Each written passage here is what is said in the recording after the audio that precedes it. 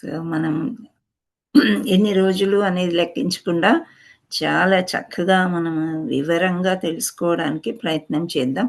మధ్య మధ్యలో మనం భగవద్గీత గూడా కనెక్ట్ చేస్తున్నాం గాబట్టి టైం తీసుకుంటుంది. పర్వాలేదు. మళ్ళీ మళ్ళీ చదువుకుని బాగా జ్ఞాపకం ఉండేటట్టు మనం చర్చించుకోవడానికి ప్రయత్నం చేద్దాం. ఓకే. సో, మనం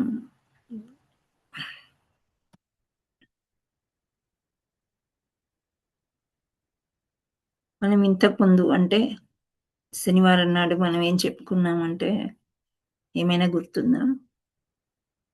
హరే కృష్ణ. ఎక్కువగా మనము శ్రీ చైతన్యం, కృష్ణ చైతన్యం గురించి మనం చెప్పుకున్నాం. కృష్ణ చైతన్యంలో ఎలా ఉంటారు? మరణం అంటే భయముండదు, రోగం అంటే భయముండదు. జీవులకి అంటే స్థావర చెట్లకి, జంతువులకి, మనుషులకి కృష్ణ చైతన్యంలో ఉండే వాళ్ళకి ఎలాంటి ఏ విధంగా వాళ్ళ యొక్క గుణగణాలుంటాయి అనేది మనము బాగా చర్చించుకున్నాం. సో, జీవితాన్ని గూర్చి ఇట్టి పొరపాటు భావన వల్లనే వారు తిరిగి తిరిగి జనన మరణాన్ని గురి అగుచున్నారు. అంటే ఎవరైతే భగవంతుడిని ఎక్కువగా నమ్మరు, మనం అపూర్ణ ఇంద్రియాలు అని చెప్పుకున్నాం గదా! సో, వాటిని ఎక్కువ నమ్ముతూ ఉంటారనమాట. 4 చెప్పాము డిఫెక్ట్స్ ఆఫ్ మ్యాన్ అనేది. అపూర్ణ ఇంద్రియాలు, కమిటింగ్ మిస్టేక్స్, ఇంకా చీటింగ్ ప్రొపెన్సిటీ అండ్ ఎందుకు గుర్తు రావట్లేదు? వరుసగా చెప్పుకోవాలి గదా! లాస్ట్‌ది ఎవరు చెప్తారో చూద్దాం. నేనేమేం చెప్పాను? కమిటింగ్ మిస్టేక్స్, చీటింగ్ ప్రొపెన్సిటీ, అపూర్ణ ఇంద్రియాలు అని చెప్పాను. ఇంకొకటి చెప్పలేదు. Fill in the blank. Hare Krishna. Books తిరిగేస్తున్నారా? ఏమైంది?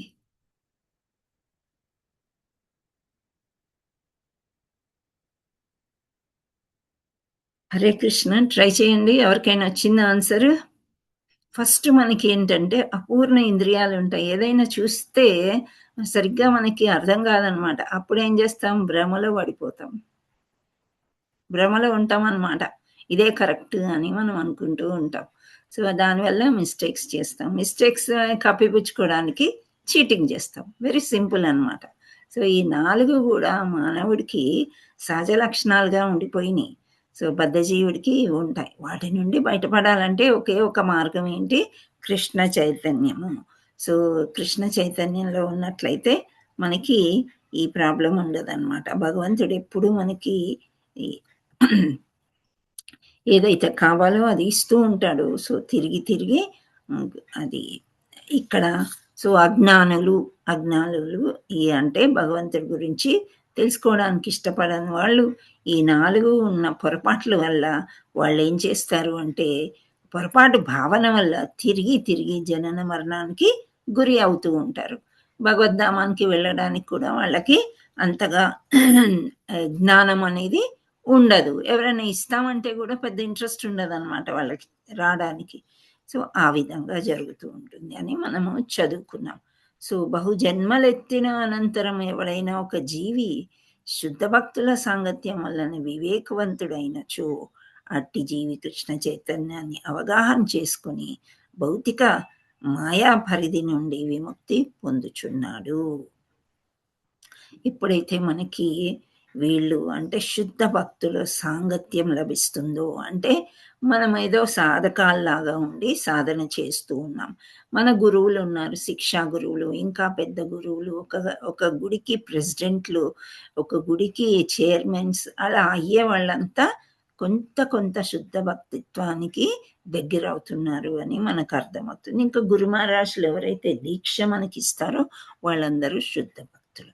సో, ఈ విధంగా వాళ్ళతోని మనం సాంగత్యం చేసినట్లయితే, అంటే వాళ్ళ యొక్క స్టోరీలు వినడము, వాళ్ళతో మనం యాత్రలు చేయటము, ఇలాంటివి చేసినట్లయితే, అప్పుడు కృష్ణ చైతన్యాన్ని అవగాహన చేసుకొని, మాయా పరిధి నుండి మనము బయటికి రాగలుగుతాము అనేది నేర్చుకున్నాం మనం. అయితే ఈ బద్ధజీవుల్ని ఎవరో ఒకరు ఉద్ధరిస్తారు అనుకోవడము చాలా తప్పు మార్గం అక్కడే చేస్తామనమాట. మనకి ఒక బిజినెస్ ఉందనుకోండి, వీడి వల్ల మనకి డబ్బులు సంపాదన ఉంటుంది అని అనుకుంటాం. తీరా వాడు మోసం చేసేసరికి అయ్యో! మొర్రో అనుకోని మొత్తుకుంటూ ఉంటారనమాట. కానీ అదే దేవుడైతే దేవుడొక్కడే జీవాత్మలకు జనన మరణ చక్రాల నుండి విముక్తి ప్రసాదింపగలడు. పూర్ణ పురుషోత్తముడు శ్రీకృష్ణుడు. ఆయన అయితేనే మనకి ఏదైనా హెల్ప్ చేశాడంటే పూర్ణంగా చేస్తాడనమాట. ఎలా అంటే మనం మామూలుగా ఒక మాట చెప్తూ ఉంటారు. తంతే పోయి బూర్ల గంపలో పడ్డారన్నట్టు. బూర్ల గంపలో పడ్డం అంటే ఏంటి? బంతిలో వడ్డించేటప్పుడు ఒక్కొక్క బూరి వేస్తారు. ఎవరికో ఒకరికి 2 అడగ్గా అడగ్గా ఇస్తారు. చాలా పవిత్రంగా ఇస్తుంటారు గదా! అంటే ఎక్కువ ఇవ్వరు. అలాంటిది బూర్ల గంపలో పుడితే అన్ని బూర్లు మనకే గదా! అన్ని తినొచ్చు. అలా అంటారనమాట. సో, దేవుడు ఎంత పరిపూర్ణుడు అండ్ ఎంత దయామయుడు అనేది మనం చాలా లీలల్లో చూస్తూనే ఉన్నాము. మనం ఎన్ని తప్పులు చేసినా శ్రీరాముడేమన్నాడు? కుంభకర్ణుడే గాదు, విభీషణుడే గాదు, ఎవ్వరొచ్చి శరణాగతి తీసుకున్నా ఈవెన్ రావణాసురుడొచ్చి శరణాగతి పొందితే రావణుడిని మళ్ళీ నేను రాజుని చేస్తాను. సో, శరణాగతి అక్కడ చాలా ముఖ్యమనమాట. మనం ఎంత ఏమి చేసినా గానీ ప్రతిదీ భగవంతుడి యొక్క ప్రసాదము. భగవంతుడే మనని ఇక్కడి నుండి ఈ డిఫికల్టీస్ నుండి బయటికి తేగలడు అని గట్టిగా నమ్మినప్పుడు అసలు డిఫికల్టీస్ అంటే ఏంటో మనకు తెలీదనమాట. వస్తాయి, రావని గాదు. కానీ వాటి నుండి బయటపడుతూ ఉంటాం. భగవంతుడే బయట పడివేస్తాడు. సో, వేద పురుషులు ఇంకా ఇంకా అంటున్నారు. ఏం చెప్తున్నారు? అంతా భగవంతుడి గురించే చెప్తున్నారనమాట. భూత భవిష్యత్ వర్తమాన రూపమగు ఈ కాలం యొక్క ప్రభావము సీతా తప జనన మరణ జరా రాజులకు భౌతిక యాతనలు నీ కనుబొమ్మల చలనం వల్లనే ఏర్పడుచున్నవి. సో, ఇక్కడ భౌతికంగా మనకి ప్రళయం అంటే మీకేమన్నా ఐడియా ఉందా ఎవరికైనా? ప్రళయం అంటే ఏంటి? హరే కృష్ణ. ఎవ్వరు మాట్లాడట్లేదు ఇవాళ. ఎందుకు ఇంత సైలెంట్‌గా ఉన్నారు? మాతాజీ ప్రళయం అంటే అంతా పోతది మాతాజీ. ఏ వినాశనం జరుగుతుందనమాట. ప్రళయం వస్తే యుగాంతరం గూడా అవుతుంది అని చెప్తారు. సో, ప్రళయం సృష్టించాడు వీడు అని అంటారు ఒక్కోసారి. అంటే ఏంటి? ఒక్కోసారి పిల్లలు గానీ, భర్త గానీ, వైఫ్ కానీ ఎవరైనా చాలా కోపమొస్తే ఇంటి నిండా సామాన్లన్నీ చిందరవందర చేస్తూ సో, అప్పుడు వాడుతూ ఉంటాం మామూలుగా వీడు ప్రళయాన్ని సృష్టించేశాడు, వాడొచ్చేసాడు, ఇచ్చేసాడు. అంటే ఏంటి? ఏదైనా వినాశనం జరిగితే. సో, విష్ణుమూర్తి ఎలాగైతే సృష్టికర్త అని అనుకున్నామో మనము ప్రళయం కూడా అంటే లయం కూడా విష్ణువుకే చేస్తాడు. శివుడు లయకారుడు. అయితే విష్ణు ద్వారానే శివుడు లయం చేయగలుగుతాడనమాట. అంటే భూతకాలము, భవిష్యత్తు, వర్తమానం. సో, ఈ 3 కాలాలు. భవిష్యత్ అంటే మనకు తెలుసు గదా! ముందు కాలం. అంటే మనకేమవుతుందో జరగదు. ఇప్పుడు మార్నింగ్ టైము 11:00, 11:30 అలా. 12 గంటలకి ఏమవుతుందో మనకు తెలీదు. మనం అనుకుంటాం ఏముంది క్లాస్‌లో ఉంటాం గదా! కానీ మన మైండ్‌లో ఎన్నో తిరుగుతూనే ఉంటాయి గదా! ఎప్పుడు బాజా బాజాయిస్తూనే ఉంటాయి. లంచా, డిన్నరా, పిల్లల్ని తీసుకురావాలా, ఏవో మన ఆ భవిష్యత్తు గురించి ఎక్కువగా ఆలోచిస్తూ ఉంటాం. దాని నుండి బయటపడి ఇక్కడ ఉండడానికి మనం ఎంత ప్రయత్నం చేసినా సరే, సో, ఇంకా భూత కాలము, వర్తమాన ప్రెజెంట్ ఏం జరుగుతుంది? సో, ఇవన్నీ కాలాల యొక్క ప్రతాపం అంతా గూడా నీ చలనం వల్లనే జరుగుతుంది అని వేదమూర్తులు అంటూ ఉన్నారనమాట. అంటే సర్వము నీ సానుసారమే. అంటే నీవు నిర్దేశించినట్లే నీవు ఎలా అనుకుంటే ఆ విధంగానే జరుగుతుంది అని చెప్తున్నారు. సో, మీ దగ్గర భగవద్గీత ఉన్నట్లయితే అందరూ 9.10 తీయడానికి ప్రయత్నం చేయండి. 9వ అధ్యాయము 10వ శ్లోకం. 9వ అధ్యాయం యొక్క పేరేంటి? భక్తి యోగం. 9వ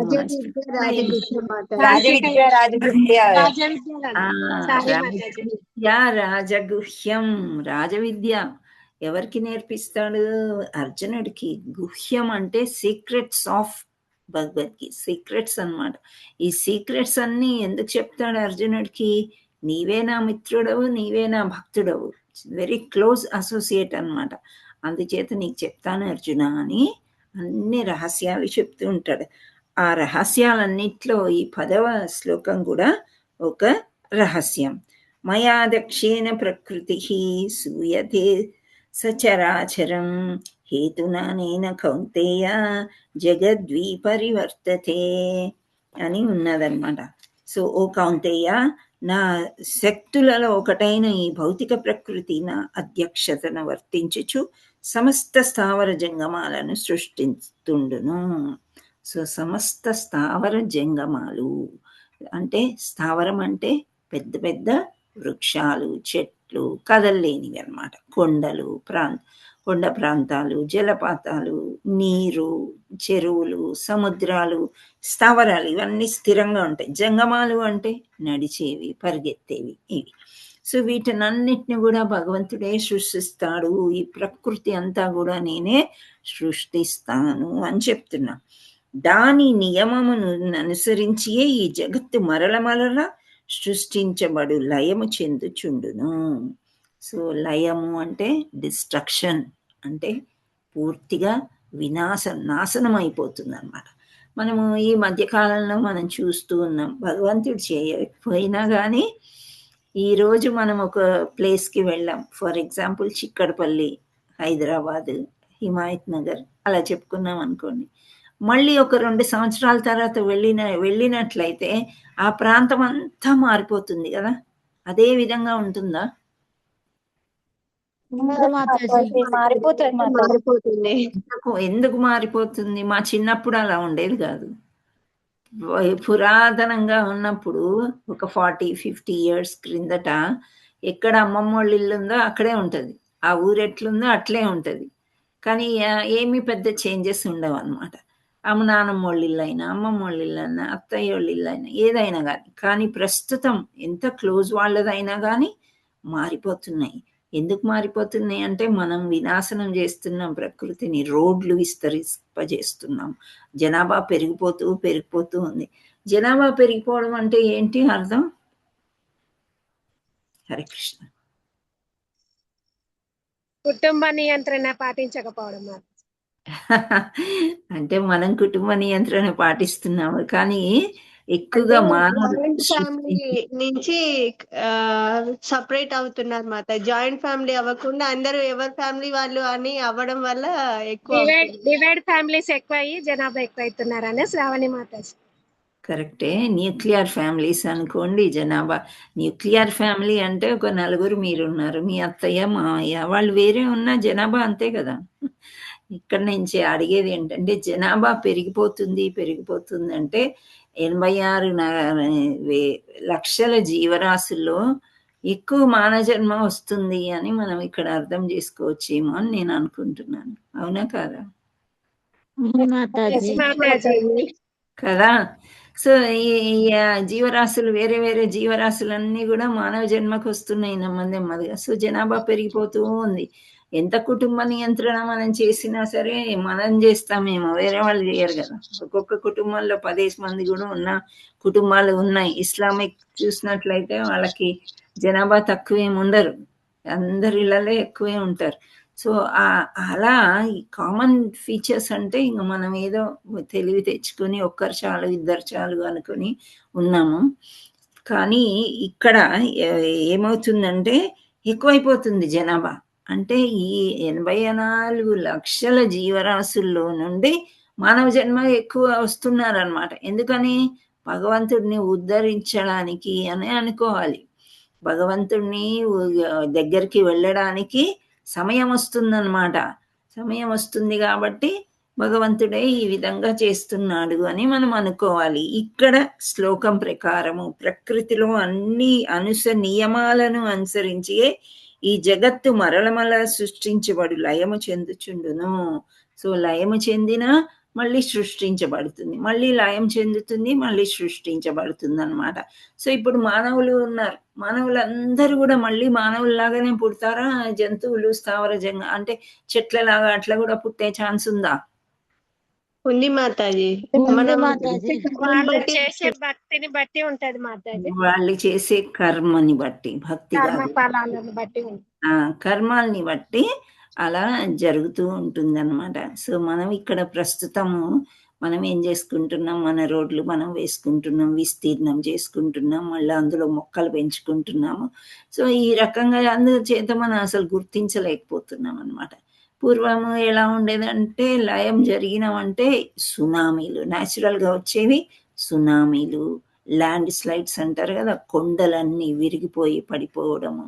సో ఇట్లాంటి సముద్రంలో అలజడి రావడం అంటే తుఫాన్, ఇవన్నీ వచ్చి న్యాచురల్గా వస్తున్నాయి. అవి అంటే భగవంతుడు లయం చేస్తున్నాడు అనమాట. నాశనం చేసి మళ్ళీ కాసేపు కల్లోలం చెందిన తర్వాత మళ్ళీ దానంతట అదే సరళంగా మారిపోయి చక్కగా ఏమంటారు సైలెంట్గా అవుతుంటాయి అన్నమాట.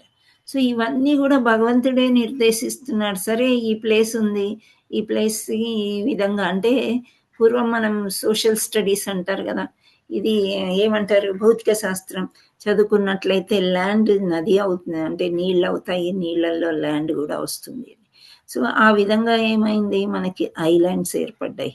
ఐలాండ్స్ అంటే తెలుసా, ద్వీపములు అంటే చుట్టూ నీరుండి మధ్యలో ల్యాండ్ ఉంటుంది.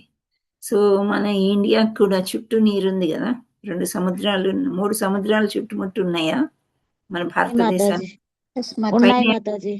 పైన భూమి ఉంది, కొండలు, హిమాలయాస్, మంచు కొండలు ఉన్నాయి. సో 3 చోట్ల ఉండేది పెనిన్సులా అని అంటారు. సరే ఆ భౌతిక శాస్త్రానికి వెళ్ళద్దు అనుకోండి. సో అలా ఐలాండ్ అంటే చుట్టూ నీళ్లు ఉండేది అనమాట. ఇప్పుడు 4వ సైడ్ కూడా నీళ్లు ఉండట, నార్త్ ఈస్ట్ సౌత్ వెస్ట్, దాన్ని ఐలాండ్ అని అంటారు. సో ఇవన్నీ మనం ద్వీపాలకి అక్కడక్కడ, ఫర్ ఎగ్జాంపుల్ మనం భద్రాచలం దగ్గర ఉంది చూసారా, ఏంటది, పాపి కొండలు. మీరు ఎవరైనా మీరు పడవలో ఎప్పుడైనా వెళ్ళి ఉంటే మధ్య మధ్యలో ద్వీపాలు వస్తాయి. అంటే అక్కడ కొంచెం రెస్ట్ ఇస్తారు, అక్కడ కూర్చుని తినవచ్చు. ఈవెన్ సాగర్ వెళ్ళినప్పుడు, నాగార్జున సాగర్ వెళ్ళినప్పుడు అటువంటి ద్వీపాలు అన్నమాట. సో మధ్యలో నీళ్ళ మధ్యలో ల్యాండ్ ఉంటుంది. అంటే ఎలా ఏర్పడింది అని అంటే మనం ఏం వెళ్ళి ఏం చెయ్యలేదు, అక్కడ పెద్ద కొండ ఉండి ఉంటుంది, ఆ వాల్కనోస్ ఎరప్షన్స్ అవన్నీ అయ్యి అక్కడ ల్యాండ్ అనేది ఏర్పడింది. సో ఇవన్నీ కూడా సృష్టికి మూల కారణం నేనే అంటున్నాడు కృష్ణుడు 9వ అధ్యాయంలో. అది ఒక సీక్రెట్ అన్నమాట. ఆ సీక్రెట్ లాగా అర్జునుడికి చెప్పాడు. అయితే భగవద్గీత చదివి అర్థం చేసుకున్న వాళ్ళకి పలానా ప్లేస్కి వెళ్తే ఓ ఇది కరెక్టే కదా, మనం అప్పుడు చదువుకున్నాము, అందులో ఉంది అంటే కృష్ణుడు చేశాడు ఇది అని మనకి అర్థమవుతుంది. అదే మనం భగవద్గీత చదవలేదు, క్లాసులు వినలేదు, ఏమీ లేదు, అది ఇక్కడ ప్లేస్ బాగుంది ఎంజాయ్ చేయడానికి అని 4 ఫోటోలు తీసుకొని శుభ్రంగా తినేసి వచ్చేస్తాం, అంతే కదా, అవునా కదా?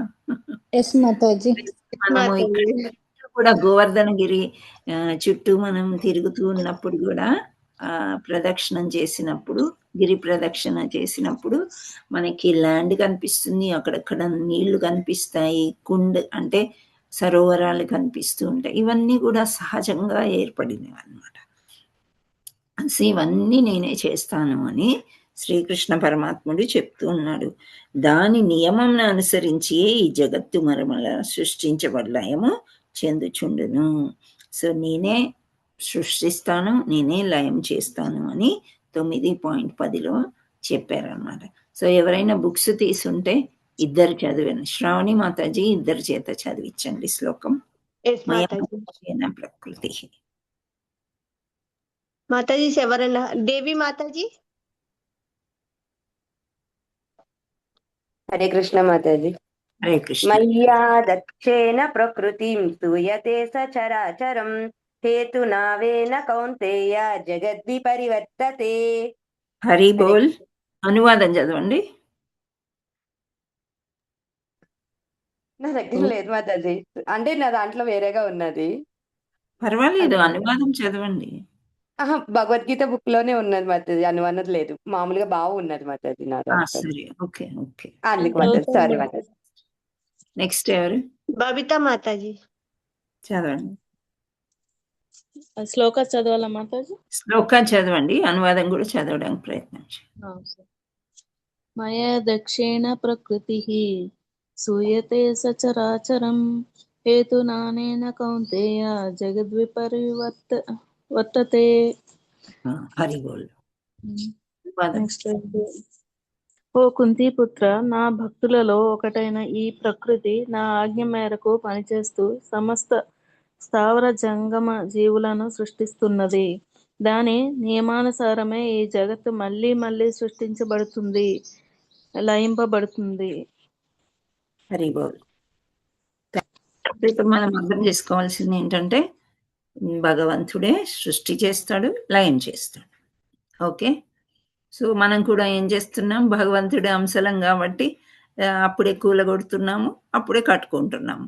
సో సృష్టిస్తాము, మళ్ళీ లయం చేస్తూ ఉంటాం, అంటే మన జీవన విధానం కోసం. ఓకే, సో ఇక్కడ ఆ పరిస్థితులు ప్రతికూలంగానే ఉండదు, కానీ నీకు శరణాగతులై సంపూర్ణ కృష్ణ చైతన్యాన్ని సాధించిన వారు మాత్రము ఇవి ఎంత మాత్రము భయమును కలిగింపజాలవు. సో ఎప్పుడైతే భగవంతుడికి శరణాగతులు అవుతారో ఎంత లయం జరిగినా, ఎంత వినాశనం జరిగినా మనకి ఏమనిపించేది, ఎందుకంటే భగవంతుడే చేస్తున్నాడు. ఇప్పుడు ఫర్ ఎగ్జాంపుల్ పొద్దున్నే వార్తలు వింటూ ఉంటారు, అందరి ఇళ్లలో కూడా ఈ పెడతారు కదా.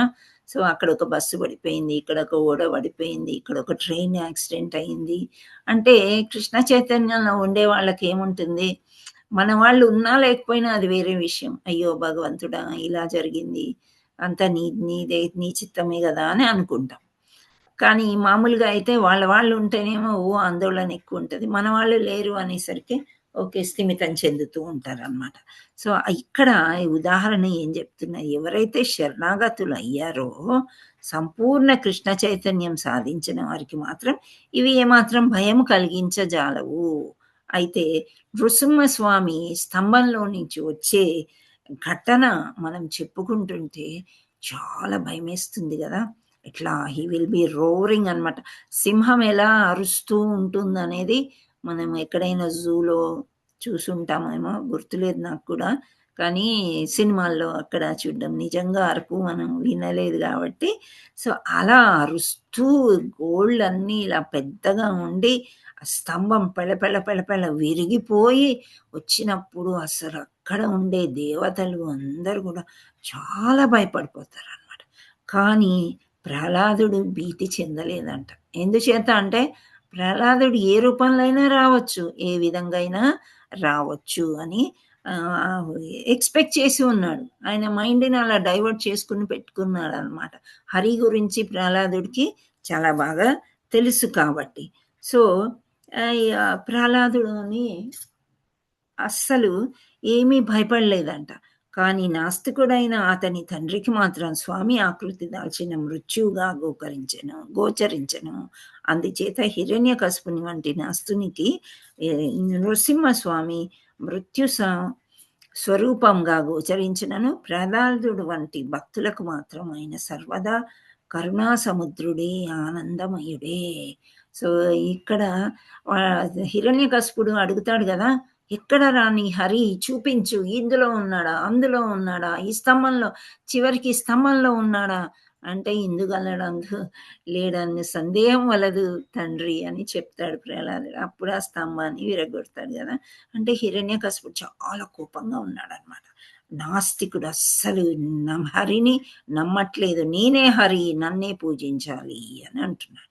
సో అలా ఉన్నప్పుడు అతను ఎప్పుడైతే నిజంగా ఒక జంతువు తలకాయి, మనిషి శరీరము, వికృత ఆకారం అన్నమాట, ఇలా వచ్చేసరికి అతనికి అవును నా మృత్యు వచ్చేసింది అని భయపడ్డాడంట. ఎందుకంటే భగవంతుడిని నమ్మడు కాబట్టి. కానీ ఇక్కడ ప్రహ్లాదుడికి అస్సలు భయమే లేదు. ఇంత కరుణామయుడు, నన్ను ఇన్ని కష్టాలు పెడుతున్నారని చెప్పేసి నన్ను రక్షించడానికి వచ్చాడు అని ఆనందంగా ప్రత్యక్షమయ్యాడని ఆనందమయుడిగా ఉన్నాడంట. అందుచే విశుద్ధ భక్తుడైన వ్యక్తి జనన మరణ జరా రజులనన్ని భీతి చెందడు. సో మనకి కృష్ణ చైతన్యము బాగా ముదిరిపోయి చక్కగా కృష్ణుణ్ణి తెలుసుకున్నప్పుడు మనకి జననమన్నా భయం ఉండదు, మరణమన్నా భయం. అంటే నీవు ఇంకో జన్మ ఇస్తావా పర్వాలేదు, నాకు భక్తిని నుంచి దూరం చెయ్యొద్దు. నన్ను ఆ ధామ్కి తీసుకెళ్తావా, ఓకే, అక్కడైనా నేను భక్తే చేసుకుంటాను అనే రకంగా విశుద్ధ భక్తులు ఉంటారు అని చెప్తున్నారు. సో శ్రీపాద శ్రీధర స్వామి ఒక చక్కని శ్లోకం తాత్పర్యం చెప్పారు. ఏంటి అంటే, ప్రియమైన ప్రభు, నేను నిరంతరము భౌతికాస్తిత్వము కలవరపడుచున్నను ఒక సామాన్య జీవిని. భౌతికాస్తిత్వ చక్ర తాడము నచ్చే నేను వివిధ సకలములుగా విడిపోయినాను. ఈ భౌతిక జగత్తులో నేను నర్చిన వివిధ పాపాల ఫలితాలు నన్నొక మహాగ్ని గుండంలో దహించి వేయుచున్నవి. ఏదో ఒక విధంగా ప్రభు, నేను చరణాల విందాలను శరణుచొచ్చి తిని కృప ఉంచి నన్ను స్వీకరించి నాకు రక్షణ కల్పించుము. సో శ్రీధర స్వామి ఏమంటున్నారంటే, ఏదో రకంగా నేను ఇందులో పడిపోయాను. ఏంటి, ఈ భౌతిక ప్రపంచంలో ఈ సంసార బంధనంలో అనేది నేను ఇరుక్కున్నాను, ఇందులో పడిపోయాను. కానీ ఏదో రకంగా నన్ను బయటికి లాగు ప్రభు, నీ చరణాల విందాలని నేను శరణు వేడుకుంటాను. కృపవించి నన్ను స్వీకరించి రక్షణ కల్పించుము. సో మనం ఎప్పుడూ ఒకటే కోరుకోవాలి, భక్తిలో నుండి బయటకి రానివ్వద్దు అనేది. మనమే ఒక్కోసారి మనకేమనిపిస్తుందంటే, అబ్బాయి క్లాసులు వినాలి, పుస్తకాలు చదవాలి, జపం చెయ్యాలి, ఇవన్నీ కూడా 4-5 hours అయిపోతుంది, ఈ జన్మకు వద్దులే, ఇంకొచ్చే జన్మ ఉంది కదా అది చూసుకుందాం అనే ధోరణి మనకి వస్తుంది ఒక్కోసారి, విసుగు కలిగించి. ఆ విసుగు ఎక్కడి నుండి వస్తుందంటే సంసార బంధనం నుండి, ఎవరికో ఒకరికి పని చేయలేకనో ఏదో ఒక కారణం చేత వస్తుంది. అందుచేత ఎప్పుడు మనము చరణాలని పట్టుకుని వదలకుండా అన్ని భక్తి నుండి నన్ను దూరం చేయవద్దు అని కోరుకోవాలి అని అందరూ శుద్ధ భక్తులు చెప్తూ ఉంటారనమాట. శ్రీల నరోత్తమ దాస, ఈయన కూడా ఒక శుద్ధ భక్తుడు అనమాట. ఆయన చాలా మంచి మంచి పాటలు గేయాలు రాశారు. సో ఆయన ఏం ప్రార్థిస్తున్నారంటే, ప్రియమైన ప్రభు, ఓ నందకుమార వృషభాను తనుజ, అంటే రాధాప్రియ, భౌతిక జీవన పరిస్థితుల్లో తప్పించి చివరకు నేను చరణాల విందాలను శరణజొచ్చినాను. నాపై కృప చూపమని అర్థించుచున్నాడు. దయచేసి నన్ను పరిహారింపుకోము. నీవు తప్ప నాకు ఎవ్వరు శరణ్యం లేరు. అంటే ఎవరైతే ఇప్పుడు నన్ను నీ శరణాగతి చేసుకో అన్న పరిహాసం ఆడద్దు అని చెప్తున్నాడు. అంటే ఒక జోక్ లాగా తీసుకోవద్దు, వీళ్ళు ఇట్లాగే అడుగుతారులే కానీ తర్వాత వాళ్ళకి భక్తి ఉందా లేదా అని పెద్దగా నన్ను పరీక్షించకు, కానీ నీవు తప్ప నాకు వేరే శరణ్యం లేదు అని నరోత్తమదాసు అంటున్నారు అన్నమాట. సో పర్యవసానం ఏమనగా, భక్తి యోగం కంటే లేదా భగవత్ కైంకర్యం కంటే మరి ఇతర సాక్షాత్కార మార్గమైన మిక్కిలి క్లిష్టమైనది. అందుచేత పూర్ణ కృష్ణ చైతన్యంలో భగవానుని కైంకర్యానికి పూనుకొనుట ఒక్కటియే ముఖ్యంగా ఈ కలియుగంలో భవకాలుష్యం నుండి విముక్తి చేకూర్చగల ఏకైక తరుణోపాయం. కృష్ణ చైతన్య మార్గం అనుసరింపవారు తమ జీవితాన్ని వ్యర్థం చేసుకొంచున్నారు. ఆధ్యాత్మిక జీవితాన్ని స్పష్టమైన రుజువు వారికి లభించుటలేదు. సో వాళ్ళు మామూలుగా ఇంట్లో ఇంతకుముందు మనం ఎలా పూజ చేసుకునే వాళ్ళు, దీపారాధన చేసామా, ప్రసాదం పెట్టామా, తిన్నామా, ఇంకా టీవీ సీరియల్స్ చూసామా, పడుకున్నామా, రోగాలు వస్తే డాక్టర్ దగ్గరికి వెళ్ళామా, ఇదే మన లైఫ్ కదా. కానీ కృష్ణ చైతన్యంలో వచ్చినప్పుడు మనం ఒక్క నిమిషం కూడా వేస్ట్ చేయరు అనమాట. ఏంటి, భగవద్గీత ఎన్ని క్యాంటోలు ఉన్నాయి, భాగవతం చదవాలంటే మహాభారతం చదవచ్చు, రామాయణం చదవచ్చు, నారాయణం చదవచ్చు, ఇన్ని రకాల పుస్తకాలు చదువుతూ మనం ఉన్నట్లయితే అది కృష్ణ చైతన్యం అన్నమాట.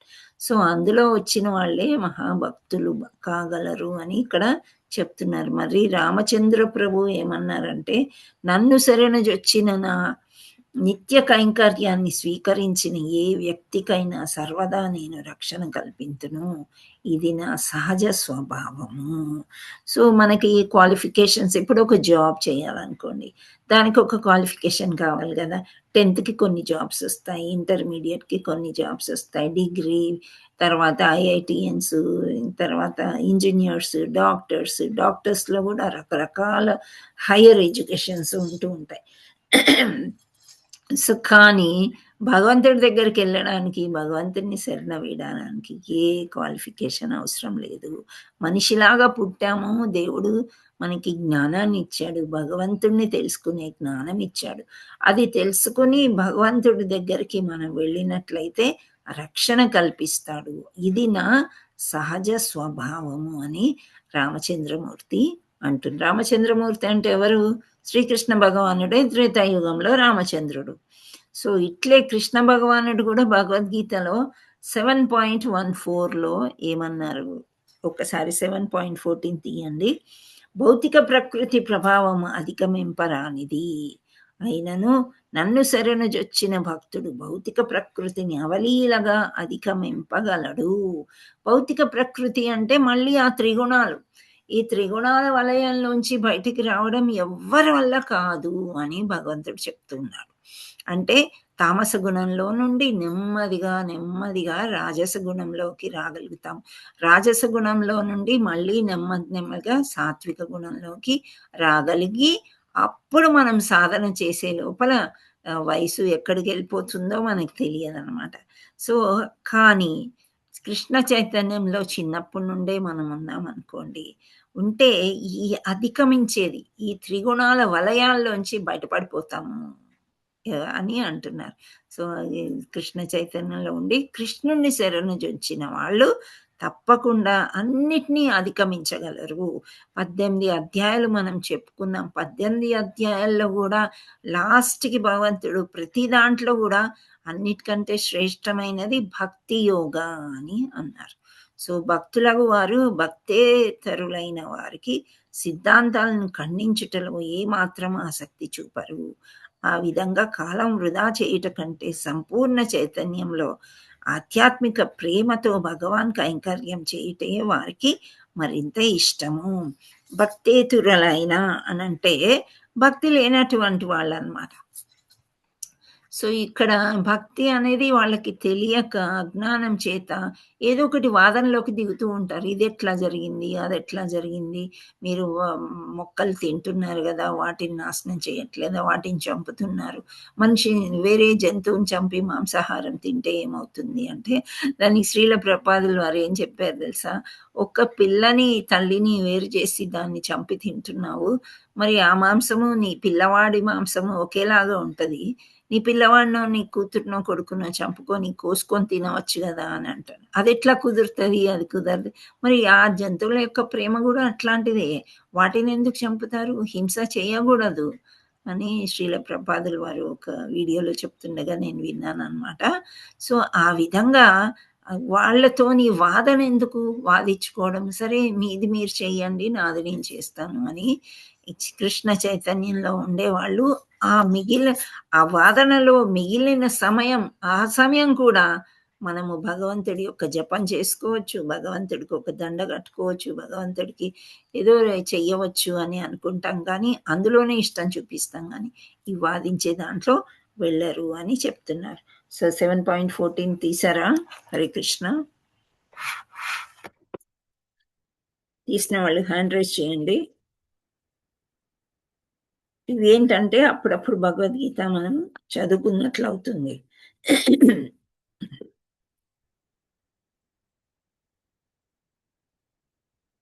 ఏమైంది? శ్రావణి మాతాజీ? ఉమా మాతాజీ హ్యాండ్ చేశారు మాతాజీ. ఓకే, చదవండి ఉమా మాతాజీ. హరే కృష్ణ మాతాజీ. దైవీ హేష గుణమయీ మమ మాయా దురత్యయా మామేవా ఏ ప్రపద్యంతే మాయమేతం తరంతి తే. హరి బోల్. అనువాదం. ప్రకృతి త్రిగుణాలను కూడినట్టి నా ఈ దివ్య శక్తి దాటసఖ్యము కానిది. కానీ నాకు శరణాగతులైన వారు దీనిని సులభంగా దాటగలుగుతారు. హరి బోల్. థ్యాంక్ యూ మాతాజీ.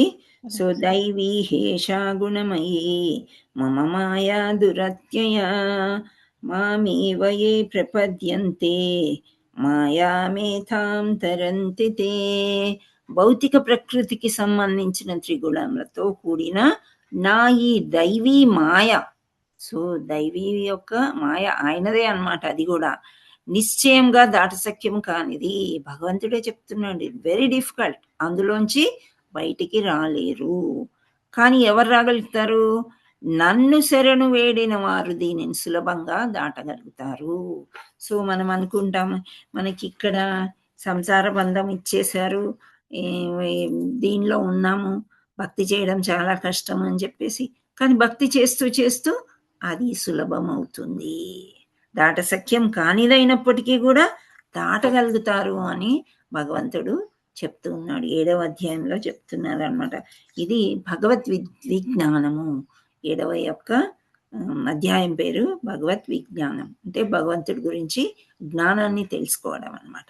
సో ఆ విధంగా ఇక్కడ వీళ్ళు ఈ భగవద్గీతలోని ఇవన్నీ కూడా ఈ విధంగా ఉన్న కృష్ణ నువ్వు ఇట్లాంటి వాడివి అని వాళ్ళు స్తుతిస్తున్నారు, అంటే ఎక్కువ గ్లోరిఫై చేస్తున్నారు, పొగుడుతూ ఉన్నారు. ఆకృతి దాల్చిన వేదాలు భగవాను ఇంకనూ ఇట్లా అంటున్నాయి. ఏంటి? ప్రియమైన ప్రభు, మహాయోగుల వారు మనస్సు అను మత్త గజమును స్వాధీనం చేసుకొనినను, ఇంద్రియాలు అను పెనుప తుఫాను ఎదుర్కొనగలిగినను, ప్రామాణికుడైన ఒక గురువు ఆశ్రయించినచో తప్పలేకున్నా తిరిగి వారు భౌతిక ప్రకృతికి వసులగుటయు, వారి ఆత్మ సాక్షాత్కార ప్రయత్నాలు విఫలమగుటయు జరుగును. సో మనం ఎంత గురువుని పట్టుకున్నా, భగవంతుడిని చేసినా ఒక్కొక్కసారి విఫలం అవుతాయి అని చెప్తున్నారు. ఉదాహరణలు ఏమన్నా ఉన్నాయా? మంచి మంచి భక్తులు విఫలము చెందారు, ఎవరు వాళ్ళు? ఒక్క ఉదాహరణ చెప్పండి. చాలా హై లెవెల్ భక్తులు కూడా పడిపోయారు. మాతాజీ జడాభరతుడు, వెరీ గుడ్. ఇంకా విశ్వామిత్రుడిది మీరు బాగా గుర్తుపెట్టుకొని, ఎంత విశ్వామిత్రుడు కోపిష్టి అంటారు, అది అంటారు, కానీ మేనక వలయంలో పడిపోయి శకుంతలని కంటారు వాళ్ళు. సో ఆ విధంగా ఇంత నేర్చుకుని ఇంత చేసిన గురువుని పట్టుకున్నా కానీ విఫలాలు జరుగుతున్నాయి. ఎందుకు జరుగుతున్నాయి? అట్టు గురూపదేశం లేని వ్యక్తులు సముద్రంపై సరంగు లేని ఓడపై ప్రయాణించు వర్తకులతో పోల్చబడిరి.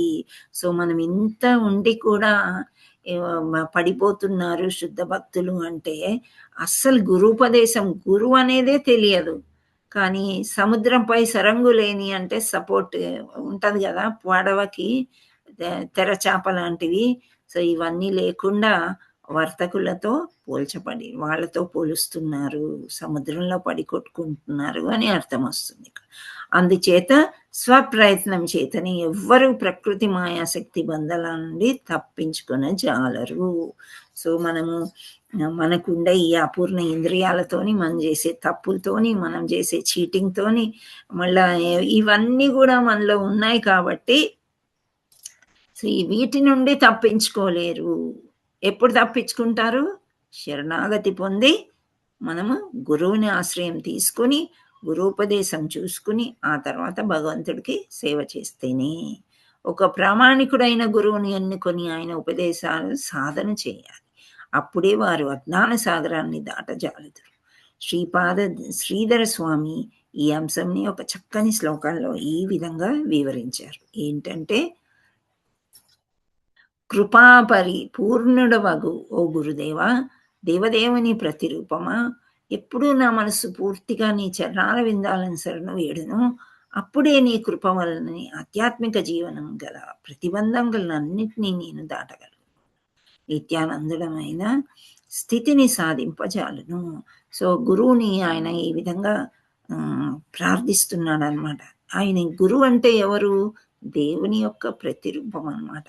అన్నిట్లో పాస్ అయ్యి దేవుడు ఓకే చేస్తేనే ఆయన గురువు అవుతాడు. మామూలుగా ఎవరు గురువులు ఎంతో మంది ఎన్నో రకాలుగా 100 మంది ప్రయత్నం చేస్తే ఒక్కరు అవ్వచ్చు. సో ఆ దేవదేవుని యొక్క ప్రతిరూపమా అని అంటున్నాడు. సో ఎప్పుడు నా మనస్సు పూర్తిగా చరణార విందాలను శరణు వేడును, ఎప్పుడు నా మనస్సు ఇంకా మనం ఏదో శరణాగతి పొందామని మన మనసులో అనుకుంటాం, కానీ మనస్ఫూర్తిగా మనం పొందలేదన్నమాట. పొందితే ఇక్కడ ఉండం, ఇంకెక్కడో ఉంటాం మనం. సో అలా అంత పెద్ద శుద్ధ భక్తులై ఈ విధంగా ప్రార్థన చేస్తూ ఉన్నారన్నమాట. సో వాస్తవానికి దేవదేవునితో లీనమగు పారవస్య సమాధి నిరంతర భగవత్ కైంకర్యాన్ని వలన సాధించవచ్చును. ఒక ప్రామాణికుడైన ఆధ్యాత్మిక గురు పర్యవేక్షణలో మాత్రమే అట్టి నిరంతర భగవత్ కైంకర్యం నిమగ్నమగుట సాధ్యమగును. అందుచేత వేదాలు, భగవద్భక్తి శాస్త్రాలు నేర్చుట ఒక ప్రామాణికుడైన ఆధ్యాత్మిక గురువును ఆశ్రయింపవలనని ఉద్దేశింపబడినవి. సో ఎక్కడ వీళ్ళు దొరుకుతారు గురువులు అంటే, మనం 4 రకాల గురు పరంపర సాంప్రదాయాలు మనం నేర్చుకున్నాం. సో ఆ గురు పరంపర అంటే ఏంటి, సాంప్రదాయం అంటే ఏంటి, ఏదో ఒక దాంట్లో మనం చేరి ఆ ప్రామాణికుడైన ఆధ్యాత్మిక గురువు వద్దనే మనము నేర్చుకోవాలి. ఏదైనా కానీ నేర్చుకున్నట్లయితే భగవంతుడి కైంకర్యం మనం తొందరగా దొరుకుతుంది. ఎలాంటిది అనంటే, అలా సాధించిన వ్యక్తి ప్రధాన లక్షణము 100% భక్తి యోగంలో అతడు సుస్థిరుడై ఉండుట. అంటే ఒకరోజు సినిమాకి వెళ్ళడము, ఒకరోజు షాపింగ్ మాల్కి వెళ్ళడము, ఒకరోజు భక్తి చేయడము, లేదా రోజులో 3 ఇవి చేసుకుంటూ ఉన్నాడంటే, ఒక షాపింగ్ మాల్కి వెళ్ళారంటే కృష్ణుడి కోసం ఏమన్నా కొని ఉంటే వెళ్తారు, మామూలుగా ఎంజాయ్ చేయడానికి వెళ్ళరు. అదే సినిమా హాల్ అంటే వాళ్ళకి ఏంటో తెలియదు అసలు. బయట ప్రపంచం, బయట ఏమి తింటున్నారు, తినవచ్చా అనేది కూడా వాళ్ళ దాంట్లో ఉండదు. ఇట్లాంటి ఆచార్యుల దగ్గర ఒక వ్యక్తి ప్రధాన 100% వాళ్ళు భక్తి యోగాలోనే ఉంటారు. సో అతడు సుస్థిరుడై ఉండుట, అటువంటి వాళ్ళే ఆధ్యాత్మిక గురువులు. ఇట్లాంటి వాళ్ళని ఎంచుకొనకుండా గుహ్య రాజయోగాభ్యాసము ఆత్మసాక్షాత్కారం కొరకు ప్రయత్నించుట జరగవచ్చు. కానీ అట్టి వారిలో చాలామంది విఫలమవుతున్నారు. విశ్వామిత్ర మహర్షి కూడా అట్టి వారిలో ఒకరు. సో మనం ఇక్కడ పారాగ్రాఫ్ రాకముందే మనం డిస్కస్ చేసామంటే మనకి ఊహించుకున్నాం అనమాట ఎవరు ఏంటి. ఇక్కడ కూడా ఆ ఉదాహరణ ఇచ్చారు, హరిబోల్ చెప్పిన వాళ్ళకి. హరే కృష్ణ. సో ఇక్కడ మళ్ళీ భగవద్గీత 6.34లో ఏం చెప్తున్నారో చూద్దాం. 6.34 తీయడానికి ప్రయత్నం చేయండి. అర్జునుడు మనస్సు నియంత్రించుట పెను తుఫానును అడ్డగించుట వంటిది అని పేర్కొనేను.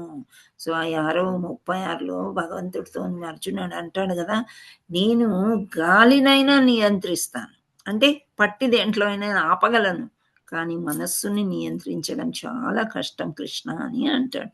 అప్పుడప్పుడు మనస్సును మదించిన గజంతో పోల్చుట కద్దు. ఆధ్యాత్మిక గురు ఉపదేశం లేకుండా మనస్సును, ఇంద్రియాలను గాని ఎవ్వరూ జయింపజాలరు. అనగా ఆధ్యాత్మిక గురువు ఎంచుకొనకుండా స్వయంగా గుహ్య యోగాన్ని అభ్యసింప చూచువారు పతనము చెందుట తథ్యము. అట్టివాడు కేవలము తన అమూల్యమైన కాలం వ్యర్థం చేసుకొంచున్నాడు. ఒక ఆచార్యుని ఉపదేశం తప్ప ఎవ్వరూ పరిపూర్ణ జ్ఞానాన్ని సాధింపజాలరని వేదం ఘోషించుచున్నది. ఆచార్యవాన్ పురుషో వేద.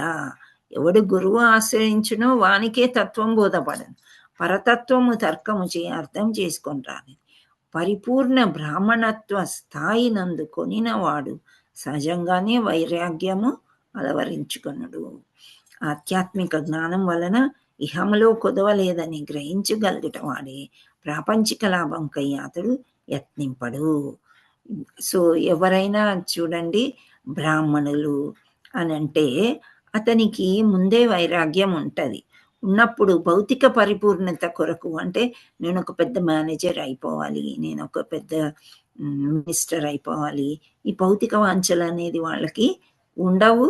దాని కొరకు ఈ ప్రయత్నాలు కూడా ఏమి చేయరు అని చెప్తున్నారు.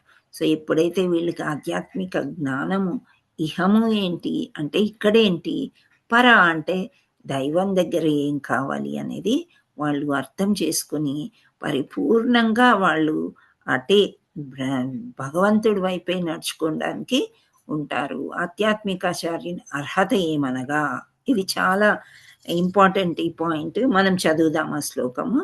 అతడు బ్రహ్మనిష్ఠుడై ఉండవలెను. అనగా జీవితంలో ఇతర ఆసక్తులన్నిటినీ వదిలి దేవదేవుడైన శ్రీకృష్ణుని కైంకర్యంకే తనను తాను అంకితం చేసుకుని ఉండవలెను. ఇప్పుడు మన గురువులు ఉన్నారు, ఈవెన్ మహారాజులు ఉన్నారు, వీళ్ళందరూ కూడా నేను ఈ పోస్ట్కి వచ్చాను, నాకు ఇంత జీతం ఇస్తేనే, ఇంత శాలరీ ఉంటేనే నేను చేస్తాను అని ఎక్కడైనా విన్నారా మీరు? అలా అంటారా ఎవరైనా? వినరు మాతాజీ. లేదు అన్నారు. మాతాజీ. వాళ్ళకి అసలు శాలరీ ఫిక్స్డ్ అని ఉండదు. వాళ్ళు స్థాయిలో ఈ ఆధ్యాత్మిక ఎదుగుతూ ఉంటే ఒక పోస్ట్ అనేది ఇస్తారు. కానీ వాళ్ళు ఈ పూటకి మాకు తిండి ఎక్కడి నుంచి తెచ్చుకోవాలి, మాకు బియ్యం ఎక్కడ దొరుకుతాయి, పప్పులు ఎక్కడ దొరుకుతాయి, మీరు అసలు జీతాలు ఇవ్వకపోతేనే మాట్లాడరు. అంటే భగవంతుడి మీద మొత్తానికి ఆధారపడి ఉంటారనమాట వాళ్ళు. భగవంతుడు ఇస్తాడు ప్రసాదం, ఎక్కడో ఒక దగ్గర నుండి నాకు వస్తాయి అని చెప్పేసి వాళ్ళు ఆ విధంగా ఉంటారు. అంతేగాని వాళ్ళ యొక్క ఆలోచనలు ఈ భౌతికంగా అస్సలు ఉండవన్నమాట. సో వాళ్ళు పూర్తిగా అంకితం అయిపోయి ఉంటారు.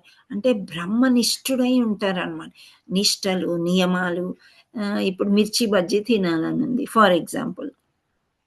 మనం తింటూ సడన్గా గురువు గారు గుర్తొచ్చారు, పట్టుకుని వెళ్ళి ఇచ్చామనుకోండి, వాళ్ళు తినేస్తారా తీసుకుని? తినరు తినరు. మాతాజీ. అడుగుతారు, ఏంటి ఇంట్లో చేశారా, భగవంతుడికి నైవేద్యం పెట్టారా, తులసి వేసి భగవంతుడికి అర్పించిన తర్వాతే తెచ్చారా? నేను ఒకసారి మామిడి పళ్ళు తీసుకెళ్ళాను మామూలుగా. సో మామిడి పళ్ళు తినడానికి కూడా వాళ్ళు అటు ఇటు తీసుకోవడానికి అటు ఇటు ఆలోచించారనమాట. అంత నియమనిష్ఠులై ఉంటారు వాళ్ళు. నేను చెప్పాను, లేదు ఐ ఆఫర్ టు గాడ్, తులసి వేసి ఆఫర్ చేసే పట్టుకొచ్చాను అంటే కొంత జ్యూస్ చేశాను, కొంత పళ్ళులాగా తీసుకెళ్ళాను. ఆ విధంగా అప్పుడు వాళ్ళు తీసుకున్నారనమాట. సో ఆ విధంగా అంటే ఒక్కసారి 2-3 సార్లు అలా అడిగినప్పుడు మనం కరెక్ట్ సమాధానం మనలోంచి వచ్చింది, మనం పూర్తిగా భక్తులు అని వాళ్ళ ఫాలోవర్స్ అని నమ్మినప్పుడు ఇంకోసారి అడగరు అనమాట. ఓ ఇన్ని దే విల్ ఫీల్ హ్యాపీ. అంటే ఏంటి, ఇప్పుడు మనం ఎందుకు ఇస్తున్నాము వాళ్ళకి అని అంటే, అది గురు దక్షిణ. మనం ఏమి ఇవ్వగలం, ఇంకా ఏమి ఇవ్వలేం కదా వాళ్ళకి కావాల్సిన. ఇప్పుడు అన్నం, పప్పు, కూర, చారు ఇవే చేస్తూ ఉంటారు. ఎంత రాజ్భోగ్ పెట్టినా కానీ గుడిలో ప్రసాదమే కదా. ఎప్పుడైనా మనం తీసుకెళ్ళినట్లు భక్తులు తీసుకొచ్చి ఇచ్చినట్లయితే వాళ్ళకి కొంచెం తృప్తి కలగాలి అనే విధంగా వాళ్ళకి పాపం పొద్దున్న ఇస్తే మళ్ళీ సాయంత్రమే కదా, మధ్యలో ఏముండదు. గుళ్ళో పనిచేసే అందరికీ కూడా, even from chairperson to anyone. So అట్లా మనం ఎప్పుడైనా సమర్పించినప్పుడు వాళ్ళంత నిష్టగా ఉంటేనే, వాళ్ళకి నమ్మకం కలిగితేనే తీసుకుంటారనమాట. సో ఇది బ్రహ్మనిష్ఠుడై ఉండాలన్నమాట. ఎవరు? ఆచార్యులు, ఆధ్యాత్మిక ఆచార్యులు. సో జీవితంలో ఆసక్తులన్నీ వదిలేసుకుంటారు వాళ్ళు. 2 జతలు బట్టలు ఉంటాయి అనుకోండి, ఆ 2 జతలే వాడుకుంటూ ఉంటారు కానీ అయ్యో నాకు బట్టలు లేవు అని వాళ్ళు చింతించరు. ఆ భగవంతుడే ఎవరికో బుద్ధి పుట్టిస్తాడనమాట బట్టలు తీసుకెళ్ళి ఇవ్వడానికి. సో ఆ రకంగా వాళ్ళకి అన్నీ దొరికిపోతూ ఉంటాయి అన్నమాట. శ్రద్ధాళుడు అయిన ఒక శిష్యుడు, ప్రామాణికుడైన ఒక గురువు సమీపించినప్పుడు ఆ గురువును అతడు ఇట్లు ప్రార్థింపుడు, స్వామి కృపచేసి నన్ను మీ శిష్యునిగా స్వీకరించి నేను ఇతర విధములకు ఆత్మ సాక్షాత్కార మార్గాలను వదిలి కేవలం కృష్ణ చైతన్యంలోనే, భగవత్ కైంకర్యంలోనే నిమగ్నుడవై ఉండునట్లు నన్ను మీరు మలచుకొనుడు. ఇక్కడ చూసారా, ఇది చాలా చాలా ఇంపార్టెంట్ పాయింట్. శిష్యుడు గురువుని ఏ విధంగా అడుగుతున్నాడంటే, నేను ఏదో ఒక ఆత్మ సాక్షాత్కార మార్గాలు ఎన్నో ఉంటాయి. ఫర్ ఎగ్జాంపుల్ హిరణ్యకశిపుడే తీసుకుందాం, ఇంతకుముందు వచ్చింది కదా. సో హిరణ్యకశిపుడు ఎవరిని ప్రార్థించాడు? శివుణ్ణి మాతాజీ. హ్మ్. శివుణ్ణి. మళ్ళీ ఒకసారి ఆలోచించండి. హిరణ్యకశిపుడు శివుణ్ణి రావణాసురుడు ప్రార్థిస్తాడు, హిరణ్యకశిపుడు బ్రహ్మను ప్రార్థిస్తాడు, బ్రహ్మదేవుడు. బ్రహ్మదేవుణ్ణి ప్రార్థిస్తాడు. సో బ్రహ్మదేవుణ్ణి ప్రార్థించిన ఆయనకి నాశనం తప్పలేదు కదా, అవునా కదా? ఎస్ మాతాజీ. ఆయన చంపివేస్తాడు కదా ఎవరు చంపేస్తారు? నరసింహదేవుడు. అవును, నరసింహస్వామి. నరసింహస్వామి ఎవరు అవతారము? కృష్ణుడి అవతారం. సో ఇక్కడ వేరే ఆత్మసాక్ష అంటే వేరే దారులు శివుణ్ణి ప్రార్థించొచ్చు, బ్రహ్మని, వినాయకుడిని, దేవీ దేవతల్ని, దుర్గామాతని ఇంతమందిని ప్రార్థించొచ్చు. కానీ నేను అటువైపు వెళ్ళకుండా కృష్ణ చైతన్యంలోనే భగవత్ కైంకర్యంలో నిమగ్నమై ఉండినట్లు నన్ను మీరు మలచుకొనుడు అని అడుగుతున్నాను అనమాట. సో కృష్ణ చైతన్యంలో ఉన్నట్లయితే ఏమవుతుంది? సరిగ్గా కృష్ణుడి చేతిలోనే పడతాం మనం. కృష్ణుడి ధామానికే వెళ్ళగలుగుతాం. లేదా మళ్ళీ ఇదే భక్తిలోకి వస్తాం. అలా మనం శిష్యరికం పొందాలి. ఎవరి దగ్గర? ఆచార్యుడి దగ్గర అన్నమాట. ఆయనని పరిచితే భగవంతుడు కూడా తృప్తి పొందుతాడు. సో ఆచార్యుడి దగ్గరికి వెళ్ళినప్పుడు నేను నా క్లాసులు ఇలా ఉన్నాయి, ఇలా ఇలా ఇలా ఇలా జరుగుతున్నాయి అని చెప్పినప్పుడు ఆయన ముఖంలో సంతోషం ఉందనుకోండి, ఓకే, లేదమ్మా ఇలా చేయండి అలా చేయండి అని చెప్పాను, we will try to change ourselves అనమాట. సో అలా అన్నమాట. అలా శిష్యరికం అనేది ఆ విధంగా ఉండాలి. మనము భగవంతుడికే శరణాగతి కాదు, ఫస్ట్ గురువుకి శరణాగతి పొందాలి. ఆ తర్వాతే భగవంతుడి దగ్గరికి ఆయనే తీసుకెళ్తాడు. అర్థమవుతుందా మీకు అందరికీ? హరే కృష్ణ. ఎస్ మాతాజీ. ఆచార్యవాన్ పురుషో వేద, వేదాల్లో చెప్పారు ఇది, ఎవరో మనం చెప్పుకోవడం కాదు. సో మనం దేవీ దేవతల్ని వాళ్ళని వీళ్ళని కొలిచినప్పుడు వాళ్ళు కూడా ఇక్కడికే తీసుకొస్తారు, కానీ లాంగ్ వే అవుతుంది అనమాట. మనకు లిఫ్ట్ ఉంటే లిఫ్ట్ లో వెళ్తాం, లేదంటే మెట్లు ఎక్కుతాం. లిఫ్ట్ పెట్టుకొని కూడా మెట్లు ఎక్కుతామా? 4 ఫ్లోర్లు ఎక్కాలనుకోండి, 5 ఫ్లోర్లు ఎక్కాలనుకోండి, ఏమవుతుంది అప్పుడు? కాళ్ళు నొప్పి వచ్చేస్తాయి మాతాజీ, నీరసం వచ్చేస్తుంది. ఏది ఎక్కుతారు మీరు? లిఫ్ట్ ఎక్కుతారా మెట్లు ఎక్కుతారా? ఈజీ వేలోనే పోతారు మాతాజీ ఎవరైనా లిఫ్ట్ అనుకుంటారు కదా. So Yes, lift Mataji. చాలా రష్ గా ఉందనుకోండి, కాళ్ళు చేతులు బాగున్నాయి, ఇస్కాన్ లో నేను చూస్తూ ఉంటాను, లిఫ్ట్ కోసం ఆగరు, జరా జరా ఎక్కేస్తుంటారు, వెళ్ళిపోతుంటారు. అంటే వాళ్ళు అధిగమించేశారు అనమాట ఆ భక్తులు. నాకు పని అయిపోవాలి, లిఫ్ట్ కోసం అక్కడ నిలబడి ఉండేది అవసరం లేదు అని చెప్పి. కానీ లిఫ్ట్ ఈజ్ ఈజీ, మనము మెట్లు ఎక్కేది చేతగానప్పుడు ఏదో. సో ఇలా మనము గురువు ద్వారా వెళ్తే లిఫ్ట్లో తొందరగా భగవంతుడి దగ్గరికి వెళ్ళిపోయినట్లు. లేదు మన ఓన్గా వేరే దేవి దేవతల ద్వారా వెళ్ళినట్లయితే మెట్లు సహాయంగా వెళ్ళినట్లు అనమాట. సో 6.34 తీయండి. అర్జునుడు ఏమన్నాడు? మనస్సుని నియంత్రించవచ్చు కానీ ఇంద్రియాలని అసలు నియంత్రించలేము అని చెప్తున్నాడు. కృష్ణకుమారి మాతాజీ. హరే కృష్ణ మాతాజీ. చెప్పండి, చదవండి మాతాజీ. హరే కృష్ణ. చంచలం హి మనః కృష్ణ ప్రమాది బలవద్రుతం సస్యాహం నిగ్రహం మన్యే వాయోరివ సుదుష్కరం. హరే కృష్ణ మాతాజీ. అదేనా మాతాజీ మీరు చెప్పింది? అనువాదం చదవండి. ఓ కృష్ణ, మనస్సు చంచలము కలత పెట్టునది, దృఢమును మిక్కిలి బలవత్తరమును అగుటచే దానిని నిగ్రహించుట వాయువును నిగ్రహించుట కంటేను మిక్కిలి కష్టమైనదని నేను భావించుచున్నాను. హరే కృష్ణ మాతాజీ. ఇక్కడ నేను కొంచెం ఒక చిన్న మిస్టేక్ చేశాను. మనస్సుని నిగ్రహించడం చాలా కష్టం, కానీ వాయునైనా నేను నిగ్రహించగలను అని చెప్తున్నాను. వాయువు అంటే గాలి, గాలిని నిగ్రహించడం కష్టమా సులువా?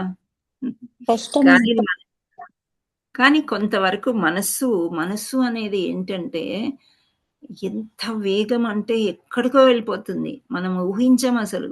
అమెరికాలో ఉంటుంది ఒక్కోసారి మన మనస్సు, ఎందుకుంటది? హరే కృష్ణ. అక్కర్లేని కోరికల వల్ల మాతాజీ. అక్కర్లేని మన వాళ్ళు అక్కడ ఉంటే ఉంటది మాతాజీ, అక్కడికి దట్ ఈస్ ద పాయింట్. మన వాళ్ళు అక్కడ ఉంటే ఒక్కోసారి అలా ఉంటది అనమాట. మనం ఇక్కడ ఉన్నా సరే ఆఫ్రికాలో ఉంటది, మనం ఇక్కడ ఉన్నా సరే బృందావనంలో ఉందనుకోండి, అప్పుడు చాలా మంచిది అనమాట. మనం ఇక్కడ ఉన్నా ఇంకేదో మాయాపూర్లో అలా ఉంటాయి. సో అలా మనస్సుని పట్టుకోవడం చాలా కష్టం. ఇప్పుడు మనం ఇక్కడ ఉన్నాము, పార్టిసిపెంట్స్ ఒక 20-25 ఉన్నాము. సో ఈ పార్టిసిపెంట్స్ అందరు కూడా ఈ క్లాస్లో ఇదే వింటున్నారు అని మనం అనుకోలేము. మీరు చెక్ చేసుకోండి, మన మనసు ఇంకా దేనిలోనే ఉండొచ్చు. ఇక్కడ వింటున్నాము కానీ పూర్తిగా ఇది ఇమాజిన్ చేసుకుంటున్నాం అంటే, ఒక కథ లాంటిది వచ్చింది అనుకోండి, ఇమాజిన్ చేసుకుంటాం, నిజమే ఒక తెల్ల గుర్రాలు, అర్జునుడు కృష్ణుడు తోలుతున్నాడు యుద్ధంలో, ఇది అవి చెప్పుకున్నట్లయితే కొంచెం. కానీ అదర్వైజ్ మనస్సుని నియంత్రించడం, పట్టి పెట్టుకోవడం చాలా చాలా కష్టమని చెప్తున్నారన్నమాట. ఒక్కసారి చించలం హి మన కృష్ణ ప్రమాది బలవదృఢం తస్యాహం నిగ్రహం మన్యే వాయోరివ సుదుష్కృతం. ఓ కృష్ణ, మనసు చెంచలము, కలతపెట్టునది, దృఢము, మిక్కిలి బలవత్తము అగుటచే దాన్ని నిగ్రహించుట వాయువును నిగ్రహించుట కంటేనే మిక్కిలి కష్టమైందని నేను భావించుచున్నాను అని అర్జునుడు అంటున్నాడు. అంటే ఈ మనస్సు అనేది ఎట్లాంటిది అంటే చంచలం అన్నమాట. ఒక దగ్గర ఉండదు, కోతి వంటిది అని అంటారు. కోతి ఒక దగ్గర ఉండదు కదా, ఒక కొమ్మ నుంచి ఇంకో కొమ్మ నుంచి వెళ్తూనే ఉంటుంది. అది స్థిరంగా కూర్చోదు అస్సలు ఒక దగ్గర. సో ఆ విధంగా చంచలంగా కలత పెట్టునది అంటే బాధను కలిగిస్తుంది. సంతోషం కంటే ఎక్కువ బాధనే. అంటే మనస్సు ఎటువంటిది అంటే పాత జ్ఞాపకాలు, బాధగా ఉండేవి, భవిష్యత్తు కష్టంగా ఉంటుంది అని ఇవన్నీ చెప్తుంది మనకి. ఇవన్నీ కరెక్టా అండి? మాతాజీ.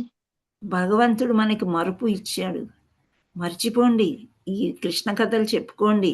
అయినప్పటికీ కూడా మనకి మధ్యలో ఎప్పుడో పాత జ్ఞాపకాలు, అవి మనకి ఇష్టం లేనివి, ఇష్టం ఉన్నవి అన్నీ కూడా మనసులోకి వస్తూ ఉంటాయి. వచ్చినప్పుడు కలత చెందుతాము, బాధ కలిగిస్తుంది. దృఢము, చాలా దృఢం. మనం ఎంత చెప్తాం మనసుకి, నువ్వు ఇటు నా వైపు రావద్దు, కాసేపు నేను భగవద్ధ్యానంలో ఉంటాము అని మెడిటేషన్కి వెళ్ళామనుకోండి, ఆ మెడిటేషన్లో కూడా బాధలు వస్తూనే ఉంటాయి. అది ఎంతో ప్రాక్టీస్ చేస్తే కానీ మనం తపస్సులోకి వెళ్ళలేమన్నమాట. సో అందుచేత చాలా గట్టిగా ఉంటుంది, చాలా కలత పెడుతుంది. అండ్ చెంచలం వల్లే ఇవన్నీ ఉన్నాయి కాబట్టి సో దీన్ని నిగ్రహించడం చాలా కష్టం. కృష్ణ, ఏ విధంగా నిన్ను నేను పూజించగలను, ఏ విధంగా నిన్ను నేను తలుచుకోగలను అని అని అడుగుతాడనమాట అర్జునుడు. సో ఇక్కడ మళ్ళీ ఫైనలీ ఏం చెప్తున్నారంటే భాష్యంలో, ఇక్కడ శ్రీ చైతన్య మహాప్రభు నిర్దేశించిన భావతారకమైన హరే కృష్ణ మహామంత్రాన్ని నమ్రతతో కీర్తించుటే మిక్కిలి సులభ విధానము. సవై మనః కృష్ణ పదారవిందయో, అనగా ప్రతి ఒక్కరూ తమ మనస్సును పూర్తిగా కృష్ణుని స్మరణను నిరంతరం నెలకొల్పవలెను. అప్పుడే మనస్సును కలవరపరచు ఇతర కార్యకలాపంలో ఏవి లేకుండా పోవును. సో మన కృష్ణ చైతన్యంలో ఇంటికి ఒక్కరు చాలా ఎక్కువగా కృష్ణ చైతన్యంలో ఉండి శరణాగతి పొందినట్లయితే ఆ ఇల్లు కూడా సుభిక్షంగా ఉంటుంది. అంటే వేరే వాళ్ళ ద్వారా ఎన్నో ప్రాబ్లమ్స్ వస్తూ ఉంటాయి కదా, భార్య వల్ల కానీ, భర్త వల్ల కానీ, పిల్లల వల్ల కానీ, ఎన్నో రకాలుగా ఉంటాయి. సో అవన్నీ కూడా నెమ్మదిగా మనకి తేలిగ్గా కనిపిస్తాయి. అవన్నీ వెళ్ళిపోవు, కానీ తేలిగ్గా కనిపిస్తాయి. సులభంగా భగవంతుడు అన్నీ తీసేస్తాడనమాట. భగవంత్ దారిలోకి మనం అడ్డం వస్తున్నాం కాబట్టి అవి వెళ్ళిపోతాయి. సో మొత్తానికి ఈ మనస్సుని కంట్రోల్ చేయాలంటే మనకి భగవత్ నామమే. అది కూడా ఏం నామం? అది హరే కృష్ణ హరే కృష్ణ హరే కృష్ణ హరే హరే హరే హరే రామ హరే రామ రామ హరే రామ హరే. హరే హరే. హరి అంటే ఇది హరినామ సంకీర్తనం అంటే మహామంత్రం అన్నమాట. కలియుగంలో మనకిచ్చిన మహామంత్రం. ఇది ఎప్పుడో ఇచ్చారు వేదాల్లో, అది మరుగున పడిపోయి మళ్ళీ శ్రీకృష్ణ చైతన్య ప్రభు వచ్చి మళ్ళీ మనందరికీ మహామంత్రాన్ని ఇచ్చారు. ఈ మహామంత్రాన్ని చేసుకున్నప్పుడు మనం ఎటువంటి భయానికి గురి కాము అని చెప్పటం. సో ఇంకొక పారాగ్రాఫ్ చెప్పి ముగిద్దాము. ఆధ్యాత్మిక గురువు పర్యవేక్షణలో ఆధ్యాత్మికమైన ప్రేమపూర్వకమైన భగవత్ కైంకర్యంలో నిమగ్నుడైన భక్తుడు ఇలా అనుకుంటాడంట. ఏమనుకుంటాడు? ప్రభు, నీవు ఆనంద నిధానం, నీవు ఉండగా సమాజము నుండి, మిత్రుల నుండి, ప్రాపంచిక ప్రేమల నుండి లభించే తాత్కాలిక సౌఖ్యం వలన కరుగు ప్రయోజనమేమి? పరమానంద విధానముగు నిన్ను గూర్చి ఎరుగని జనులు పొరపాటుగా ఇంద్రియ తర్పణం వలన సుఖములను అందచూచెదరు. కానీ ఈ సుఖాలు తాత్కాలికము, భ్రాంతిజన్యములు. సో తాత్కాలికము అంటే అశాశ్వతం, అది కొంచెం సేపే ఉంటాయన్నమాట. అది పూర్తిగా ఉండదు. సో, మనం ఎవరైనా ఇంటికి ఫ్రెండ్స్ వాళ్ళు అభక్తులు అనుకోండి, కృష్ణ చైతన్యంలో లేరు. లేనప్పుడు వాళ్ళు వచ్చారు. మనసులో మనకి కృష్ణ, కృష్ణ, కృష్ణ వీళ్ళకి నేనేం చేయగలను? నేనేం చేయలేకపోతున్నా. వాళ్ళు ఏది మాట్లాడినా గానీ భక్తిలో లేరు కాబట్టి ఏది తప్పు పట్టుకుంటారో, ఏం చేస్తారో మనకేం తెలియదు. కానీ కొంచెం సేపు వాళ్ళతోని ఎంజాయ్ చేద్దామని మనం అనుకున్నా గానీ మనకి సంతోషంగా ఉండదు. అది ఇక్కడ పారాగ్రాఫ్‌లో ఉండే ఐ మీన్ సమ్మరీ అన్నమాట. సో, మీకు కూడా అలాగే ఎప్పుడైనా అనిపిచ్చిందా? వాళ్ళతో ఎంజాయ్ చేసి ఏంటి? ఏం ప్రయోజనం? ఆళ్ళు సినిమాలకెళ్దామంటారు, ఔట్ సైడ్ ఫుడ్ తింటామంటారు. అలా అనిపిచ్చిందా ఎప్పుడైనా? ఇందులోకొచ్చిన తర్వాత? యెస్ మాతాజీ. మరి మనకు భక్తిలో ఉంటే మీరు అప్పుడే ఇంత చిన్న ఏజ్ లో అప్పుడే ఓ పెద్దలలాగా ఆలోచిస్తున్నారు. మీ ఏజ్ ఎంత అనేసి మాకు చెప్తుంటారు మాతాజీ. ఎగతాళి చేయటం కానీ, అంటే మీరు అయితే శ్రావణి మాతాజీ మీరైతే మీ వారు ఏంటి ఆల్రెడీ ఇనిషియేషన్ తీసుకున్నారు కాబట్టి మీది ఆధ్యాత్మిక లోకమే. కానీ వేరే వాళ్ళు కొత్తగా ఈ 11:00 క్లాసెస్ విన్నప్పుడు మీ మనసు ఎప్పుడైనా అనిపిచ్చిందా? ఇదే బాగుంది. ఎందుకని నేను ఆ ఫ్రెండ్స్‌తో తిరగడము, అక్కడ వెళ్ళడము, ఇక్కడ వెళ్ళడము, సినిమాకెళ్ళడము ఇదంతా వేస్ట్ అని ఎప్పుడైనా మీకు అనిపిచ్చిందా? హరే కృష్ణ. ఎవరేం చెప్పరా? హరే కృష్ణ. శోభా మాతాజీ నాకైతే ఏం అనిపించలే మాతాజీ. ఏం డిఫరెన్స్ అనిపించలేదా? ఏం అనిపించట్లేదు. దీంట్లోనే ఉండాలి ఇదే అని అనిపిస్తది మాతాజీ. అంటే అక్కడ ఉత్సాహం తగ్గింది ఫ్రెండ్స్ ఆ. మీద, వేరే విషయాల మీద. ఓకే. శోభా మాతాజీ మీకేమైనా అనిపించిందా? మీకేమైనా చేంజ్ వచ్చిందా? మీరున్నారా? అంటే మీరు కొత్తగా వచ్చారని అడిగాను. హరే కృష్ణ. ఇందిరా బోయిన మాతాజీ కూడా చాలా పాతగానే. ఓకే. సుభద్ర మాతాజీ మీలో ఏమైనా చేంజ్ వచ్చిందా? హలో, హరే కృష్ణ మాతాజీ. చాలా బాగా అనిపిస్తుంది. బయట దానికంటే ఆధ్యాత్మికంగానే కొంచెం ముందుకెళ్ళాలని అనిపిస్తున్నది. శ్రవణంలో పడ్డానంతే. ఇంకా ఓకే. వేరేదాలో ఇంకా టైం పడుతుందేమో అని శ్రవణం అన్నది. పర్వాలేదు మాతాజీ. శ్రవణంలో ఉన్నారు. అప్పుడప్పుడు క్లాస్ చెప్తున్నారంటే మీరు చదువుతున్నారు కదా! కొంతవరకు మేలే. అది కానీ మనకి కొన్ని కోరికలనేవి తగ్గుతూ ఉంటాయి. అది తగ్గిందా అని అడుగుతున్నాను. తప్పకుండా మాతాజీ. వేరే భౌతిక కోరికలు. ఆ, హ్మ్. తగ్గుతాయి. చీరలు, ఆ! గిన్నెలు అవన్నీ ఇప్పుడు అన్నీ చాలా అసలు ఏజ్‌తోనే దగ్గర తగ్గాయి. డబ్బులు ఇంట్లో ఇంట్లో లేనప్పుడు ఇన్‌స్టాల్‌మెంట్‌కైనా రెడీ అయిపోయేవాళ్ళం కదా! అవును. ఆ! అవి తగ్గుతున్నాయి భౌతిక కోరికలు అంటే అన్ ఆధ్యాత్మికంగా కొంత ఎదుగుతున్నాము. ఆ! మార్పులొస్తుంది. చాలా అండి. చాలా. నేనసలు అంటే కృష్ణ జపమాల అన్నది నాకు తెలియదు. కానీ ఇప్పుడు మాల చేతిలో లేకపోయినా మామూలు మన ఇంట్లో ఉండే దాంతోనే ఒక 108 సార్లు చేస్తా. ఒక మాల చేస్తా. Very good. దానికొచ్చాను నేనంతే ఇప్పుడు. ఓకే. ఆ! వచ్చేస్తదిలెండి. ఏం పర్వాలేదు. అదే. థాంక్ యూ మాతాజీ. Hare Krishna. Hmm. Thank you for sharing. And ఇక్కడ శ్రీనివాస గుప్తా ప్రభుజీ హ్యాండ్ రైజ్ చేశారు. హరే కృష్ణ.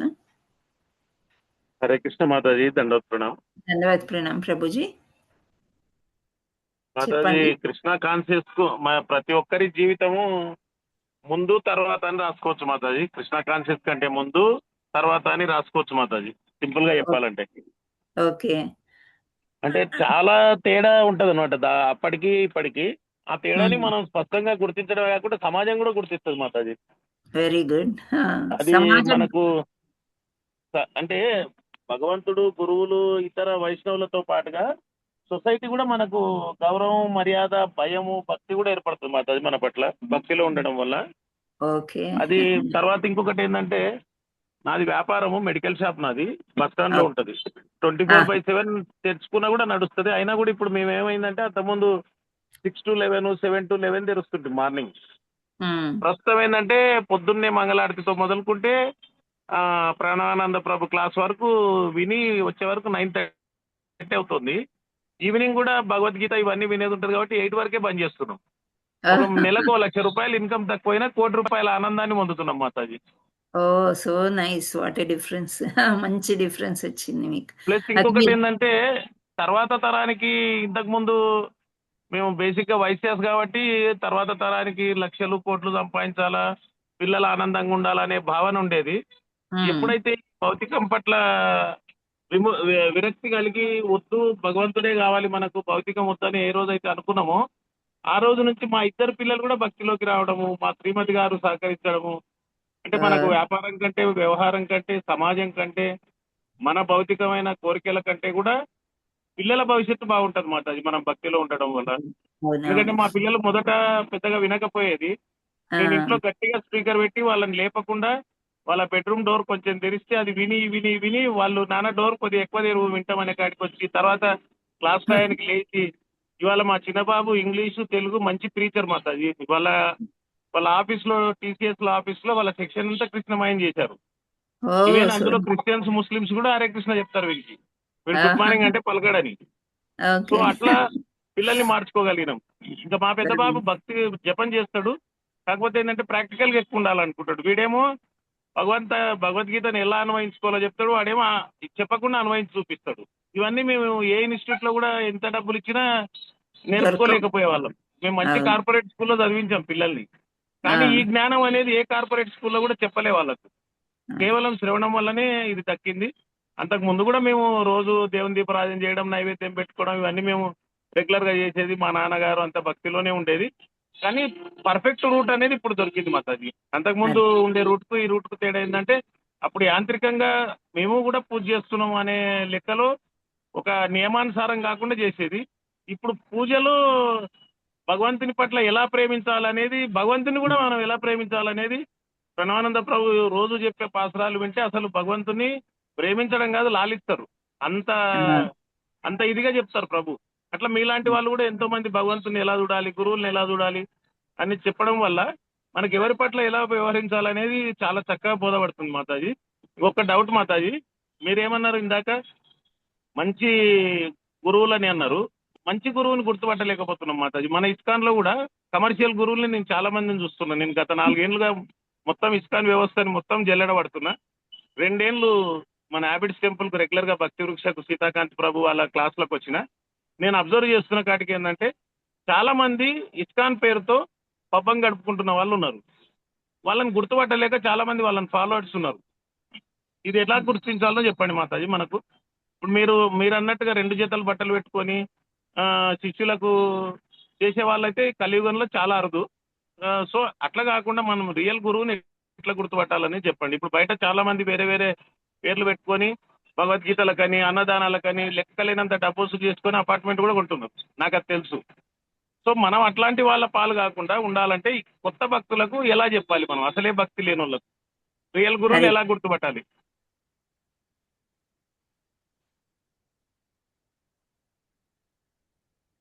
అంటే ప్రభుజీ ఇక్కడ మీరే చెప్తున్నారు. పలానా వాళ్ళు బిల్డింగులు కట్టుకున్నారు. భగవద్గీత చెప్పి, అది చెప్పి, అంటే మీరు ఆల్రెడీ గుర్తించేశారు. ఎవరు మంచివాళ్ళు, ఎవరు సరి అయిన గురువులు అని మీరు తెలుసుకున్నారు గదా ప్రభు. వాళ్ళ అవును జోలికి మాతాజీ. మనం వెళ్ళకూడదు. ఇంకొకటి మనం ఎవరైతే గురువు అనుకున్నామో వాళ్ళ ప్లస్ పాయింట్సే చూడాలి గానీ, మైనస్ చూడగూడదు ప్రభు. ఏ కారణం చేత వాళ్ళలా బిహేవ్ చేస్తున్నారో మనకు తెలియదు. ఇప్పుడు నేను 2 జతలు బట్టలు ఉన్నాయి అని గమనించామనమాట. ఒకసారి ఇంక నేను పేర్లు తీసుకుంటే వేరే విధంగా ఉంటుంది. గురువుగారు జన్మాష్టమి వచ్చింది. 2 చోట్ల ఆయన అటెండ్ అవ్వాలి ఫంక్షన్. 2 సెంటర్స్‌లో. సో, ఆయన దగ్గర ఒక జత పెద్ద వర్షం అసలు జన్మాష్టమికి లాస్ట్ ఇయర్ అయితే ఇంత అంత వర్షం కాదనమాట. సో, ఆ వర్షంలోనే వెళ్లి గురువుగారిని కలిసి భగవంతుడి దయ వల్ల అని ఒక జత బట్టలు తీసుకెళ్ళాం. ఒకటో 2 జతలో గుర్తులేదు. అయితే ప్రభు అన్నారు, "ఇలా ప్రభుపాదులు మీ ద్వారా బట్టలు పంపించారు. నాకు రేపటికి బట్టలు లేవు. ఉతుక్కుని ఆరేసుకున్నాను గానీ, ఈ వర్షానికి ఆరవు.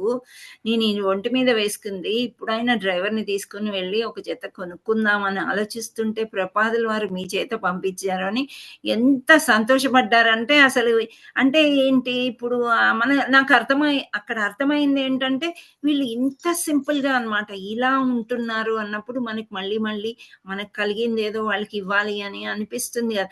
అంటే అప్పుడు అనిపించింది ఇంత సరి అయిన గురువు నాకు ఎలా దొరికారు అనేది చాలా అసలు సంతోషం వేసింది అనమాట. సో అంటే అనుకోకుండా అది కొంచెం సైజ్ డిఫరెన్స్ వచ్చింది. మళ్ళీ తర్వాత వెంటనే షాప్కి వెళ్ళి ఆ సైజ్ సరి చేసుకుని వేరేది ఎక్స్చేంజ్ చేసుకొని తీసుకెళ్ళి అందజేసినంత టైం మనకి భగవంతుడు ఇచ్చాడు అని అనిపించింది. సో అలా గుర్తించడము అని అంటే మనము వాళ్ళతో కలుస్తున్నప్పుడు మనకు తెలుస్తుంది అనమాట ఏది కరెక్ట్ ఏది రాంగ్ అనేది. సరి అయిన గురువు కాదు అనుకోండి, మనం పక్కకు జరిగిపోవడమే ప్రభు, దాంట్లో మనకి ఏమీ సందేహం లేదు. మనకి ఇప్పుడు కమర్షియల్ ఉంటారు కొందరు, మీరు అన్నట్లు డబ్బులు ఎక్కడికి వెళ్తున్నాయి ఏంటి ట్రాన్స్పరెన్సీ లేకపోవచ్చు, మనకు తెలియకపోవచ్చు, కానీ ఆ డబ్బులు ఎవరి ద్వారానో ఎట్లానో వాళ్ళు ఎలా ఇల్లు కట్టుకుంటున్నారు ఏంటి వీళ్ళది ఏంటి అని మనం పూర్తిగా అవగాహన మనకు లేకపోయినా కొన్ని మన మనస్సు చెబుతుందన్నమాట ఎక్కడో ఏంటి. వాళ్ళ నుంచి కొంచెం దూరం జరగడమే శ్రేయస్కరం. సో అలా అందరూ గుర్తించినట్లయితే ఈ మాయావాదులు మాయా ప్రపంచం, ఇప్పుడు భగవద్గీత అనేది ఎంత కమర్షియల్ అయిపోయిందో మనకి యూట్యూబ్ అవి చూస్తుంటే మనకు అర్థమవుతుంది. కానీ గౌరంగవాణిలో ఉండే టీచర్స్ ఒక్క నయా పైసా ఎక్కడి నుంచి కూడా దేనికి ఆశపడరు అనమాట. ఎన్ని క్లాసులు తీసుకోమన్నా తీసుకుంటారు. ఇవన్నీ కూడా ఉచితంగానే జరుగుతూ ఉన్నాయి. ఈవెన్ 18 రోజుల క్లాసులే, SGR advance, SGR normal 6 days ఏదైనా కానీ క్లాసులు మనం ఎప్పుడు కూడా ఏ డబ్బులు తీసుకోరు. అంటే గ్రూప్స్ ఉన్నాయి, భక్తి వృక్ష గ్రూప్స్ ఉన్నాయి, గౌరంగవాణి రకరకాలు ఉన్నాయి. సో అవన్నీ కూడా మనం చూసుకోవాలన్నమాట. మనకి ఎక్కడైనా తప్పులు కనిపించాయంటే అక్కడి నుండి దూరం జరిగిపోవడం తప్ప ఇంకా వేరేది ఏమీ ఉండదు అనమాట. హరే కృష్ణ. నాకు తెలిసినంత వరకు నేను చెప్పాను ప్రభుజీ.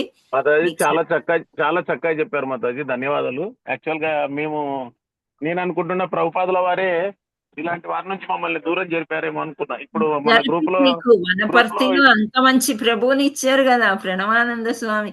అసలు ఏంటి ఒక దేవుడే మీ దగ్గరికి వచ్చారు కదా ప్రభు. అవునవును మాతాజీ, మేము టూర్లు కూడా వెళ్తాం ప్రభు వెంబడి ఎప్పుడు 40 నేను చూస్తాను వీడియోలు అవి. ఆయన మాట అసలు వేదం లాగా. అండ్ ఆయన గురువులకి ఆయన ప్రణామం చేసే వీడియోలు మీరు చూసారా? ఎంత నమ్రతగా ఎలా ఉంటారు అనేది. ఇప్పుడు గౌరంగవాణి టీంలో ఉండి ఎవరినో అది కాదు, ప్లస్ ఈజ్ ప్లస్. మనం పొగడాలంటే పొగడాలి, ఇంకా అంతే. సో అట్లాంటిది మీ దగ్గరికే వచ్చిందంటే, ఇంకో ఉదాహరణ కూడా నేను చెప్తాను. మన దగ్గరే ఉన్న మమతా మాతాజీకి కృష్ణుడు అంటే చాలా పిచ్చి, చదువుకోలేదు ఆమె. భగవద్గీత ఒక్కటే అక్కడ ఉప్పు కూడా ఎలా అంటే ఓల్డ్ సిటీ అంత ముస్లిం ఏరియాలో కూడా ఒక గుడిలో అక్కడ ఎవరిని అడిగినా భగవద్గీత వచ్చు వాళ్ళకి. అది ఏంటో మరి చూడండి. అందుచేత అక్కడ ఒక సెంటర్ ఏర్పడింది. సో ఆమె చెప్పారనమాట, చాలా కష్టపడేదంట గుడికి వెళ్ళాలంటే. అక్కడ నుండి గోల్డెన్ టెంపుల్ బంజారా హిల్స్ వెళ్ళి అక్కడ పార్టిసిపేట్ చేసేదంట. ఆ తర్వాత అక్కడ నుండి అబిట్స్ రావడం మొదలు పెట్టారనమాట. అబిట్స్ ఈజ్ ప్రాపర్ అని ఆమె తెలుసుకున్నారు.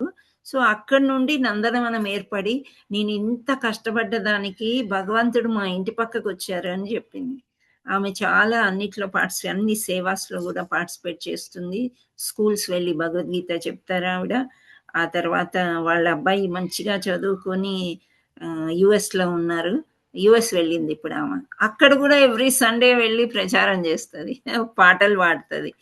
అండ్ అక్కడ బాగా మంచు కురుస్తుంది కదా, ఐస్ ఫాలింగ్ అవన్నీ కూడా స్టేటస్లో పెడుతూ ఉంటారు. అంటే ఎక్కడికి వెళ్ళినా కృష్ణ చైతన్యమే ఆమెకి ఇంకా. సో ఆమె అదృష్టం అలాంటిది. అలా మీ ఊరికి కూడా వనపర్తికి ప్రభు వచ్చారు, అక్కడ ఏర్పాటు చేసుకున్నారంటే అసలు అయితే మనం ఈకో విలేజ్ బాంబే వెళ్ళగలమా చెప్పండి? ఎంత కష్టం అసలు. ఎంతో రికమెండేషన్ ఏమేమో కావాలి అని చెప్తారు. అక్కడ ప్రభు ఇక్కడికి వచ్చారంటే ఇక మీరంతా ధన్యులే. అది. సో మేము కూడా హ్యాబిట్స్ పక్కనే ఉన్నామని మేము కూడా చాలా అదృష్టంగా ఫీల్ అవుతూ ఉంటాం అనమాట. ఒక 15-20 నిమిషాల్లో వెళ్ళగలుగుతాం కదా అని చెప్పేసి. అప్పుడు తెలియలేదు మరి, ఇక్కడే ఉన్నా పుట్టినప్పటి నుంచి తెలియలేదు, ఇప్పుడు తెలుసు. సో అది మనకి భగవంతుడి కృప, గురువునిచ్చేది కూడా ఆయన యొక్క కృప. అండ్ గురువు మనని భగవంతుడి దగ్గరికి తీసుకెళ్తున్నారు అని అనుకున్నప్పుడు definitely we have to follow him. కానీ ఎక్కడైనా ఏదో తోట్రుపాటు జరుగుతుందంటే ఈవెన్ ఇనిషియేషన్ అయిన తర్వాత కూడా గురువుని కూడా మార్చుకోవచ్చు అని చెప్తారనమాట. సో మనకు కావాల్సింది కృష్ణ చైతన్యం. సో అలా మైనస్ పాయింట్స్ మనం ఎక్కువగా వేరే వాళ్ళ గురించి అవును మాతాజీ, మేము ప్రణవానంద ప్రభు మా వనపర్తికి రాలేదు, మీరు అన్నారు కాబట్టి వస్తారనే నమ్మకం కలిగింది ఇప్పుడు. అయితే ప్రభు క్లాస్ ఎక్కడున్నా మేము వెళ్తుంటాము. నిన్న కూడా జూలపల్లి అయింది, అక్కడికి కూడా వెళ్ళాము. అయితే ప్రణవానంద ప్రభు గారు కూడా ఏం చెప్పారు ఈ విషయంలో అంటే, ఏదైతే ప్రభుపాదుల వారి రూట్లో లేరో వాళ్ళని వదిలేయాలి, వీలైనంత వరకు ఆ గ్రూపులలో ఉన్న వాళ్ళని కూడా మంచి గురువులకు పట్టించండి, నా దగ్గరికి రమ్మని కాదు. ఎవరైతే పర్ఫెక్ట్ మన సిస్టమ్ ప్రకారం ఉన్నారో వాళ్ళ గురించి చెప్పండి, ఎందుకంటే మనం చెడిపోయే వాళ్ళని, మనకు పరిచయం ఉన్న వాళ్ళని ఆ రూట్ లో పంపించొద్దు అని ప్రభు చెప్పారు. మాతాజీ మీరు కూడా అదే చెప్పారు, చాలా చక్కగా చెప్పారు. ఆన్సర్ కూడా ధన్యవాదాలు మాతాజీ, దండోత్ ప్రణాం. ఒక చిన్న కోరిక ఏంటంటే మా వనపర్తిని కృష్ణపర్తిగా మార్చాలని మీరు అందరూ ఆశీర్వదించండి మాతాజీ, వైష్ణవులందరూ. హరే కృష్ణ. ఇప్పుడు ఎక్కడ ఉన్నారు ప్రణవానంద స్వామి? ఆదిలాబాద్ లో ఉంటారు మాతాజీ. సారీ, ఆదిలాబాద్ వనపర్తి ప్లేసెస్ కొద్దిగా తెలియదు నాకు. అవును, అయితే మా కోరిక ఏంటంటే నన్ను డాక్టర్ ప్రతిభా మాతాజీ గారు తీసుకొచ్చారు. ఎప్పటికున్నా వనపర్తి కృష్ణపర్తి కావాలనేది నా కోరిక మాతాజీ. దాని విషయంలో ప్రయత్నాలు చేస్తున్నాం బాగానే, కాకపోతే అంత ఈజీగా మోటివేట్ కావట్లేదు జనాలు. ధన్యవాదాలు, దండోత్ ప్రణాం. ధన్యవాదాలు, దండవత్ ప్రణాం. హరే కృష్ణ. చాలా బాగా చర్చించారు మీరు, మీ విషయాలన్నీ చెప్పారు. మీ కుటుంబం అలా మారినందుకు చాలా చాలా సంతోషం. హరే కృష్ణ. మనము ఇక్కడ ఉదాహరణ చెప్పుకున్నాం మనం. హరే కృష్ణ. ధన్యవాద్ ప్రణాం. లక్ష్మీదేవి మాతాజీ వస్తున్నారా?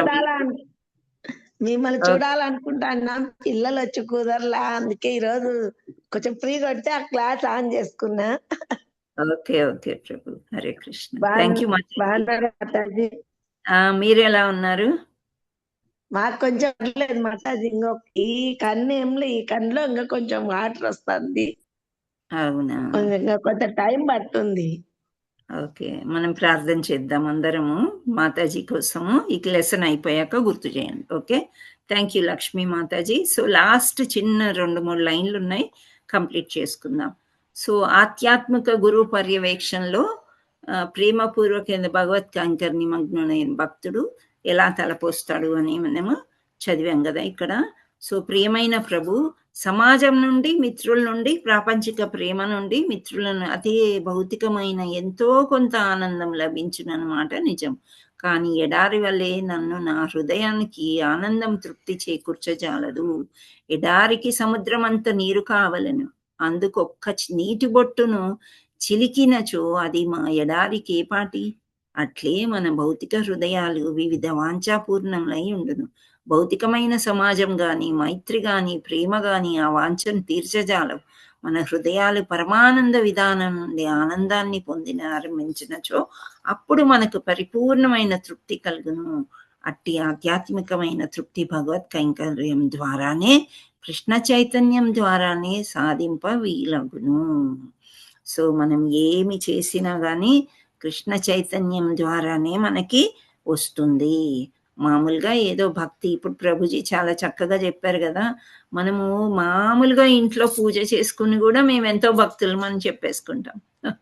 ఒక రామాయణ మహాభారతాలు చదివి కూడా మేము భక్తులు మంచి, కానీ ఒక గురువు లేకుండా భక్తి కాదు. సో గురువుని ఎలా ఎంచుకోవాలి ఏంటి అనేది ఎంచుకొని ఆ తర్వాత గురువుని పట్టుకొని ముందుకు వెళ్ళడం అనేది చాలా మంచి లక్షణం. హరే కృష్ణ. హరే కృష్ణ హరే కృష్ణ కృష్ణ కృష్ణ హరే హరే, హరే రామ రామ రామ హరే హరే. వాంఛాకల్పతరుభ్యస్య కృపా సింధుభ్య ఏవ చ పతితానాం పావనేభ్యో వైష్ణవేభ్యో నమో నమః. శ్రీ గురు महाराज की जय, श्रील प्रपाद की जय, श्री राधा मदन मोहन की जय, जगन्नाथ बलदेव सुभद्रा माई की जय, गौर प्रेमानंदे हरि हरि बोल. All glories to assembled devotees. Hare Krishna. All glories to assembled devotees. Hare Krishna. All glories to assembled devotees. Hare Krishna. Thank you all so much Matajis and prabhujis. Me blessings వల్ల ఇంతవరకు చర్చించుకోవడం జరిగింది. అండ్ లక్ష్మీ మాతాజీ